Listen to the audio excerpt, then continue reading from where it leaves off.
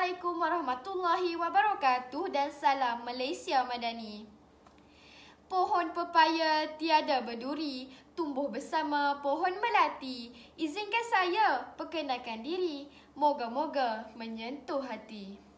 Nama diberi Nur Amani Darwisyah binti Abdul Rashid. Saya merupakan anak didik Sekolah Menengah Kebangsaan Tun Said Syekh Barakbah. Kod sekolah saya ialah PEE 4036. Pada masa lapang, saya gemar memanfaatkan masa dengan membaca buku cerita.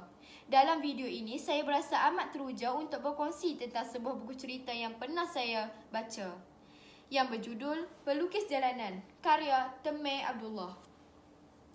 Buku Pelukis Jalanan mengisahkan perjalanan hidup seorang pelajar Malaysia yang bernama Temeh, yang melanjutkan pelajaran dalam bidang seni bina di luar negara.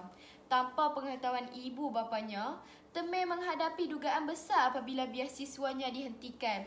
Bagi meneruskan hidup dan menampung perbelanjaan, dia terpaksa melukis potret di tepi jalan sebagai pelukis jalanan. Walaupun pekerjaan itu memenatkan dan dipandang rendah oleh sesetengah pihak, Temeh tetap cekal demi kelangsungan hidup dan demi menjaga maruah keluarganya. Dia berusaha menyorokkan keadaan sebenar daripada ibu bapanya kerana tidak mahu mereka bimbang tentangnya. Sepanjang berada di perantauan, Temeh menemui pelbagai jenis manusia. Ada yang menghina, ada yang menyokong dan ada juga yang mengajar erti ikhlas dan jujur.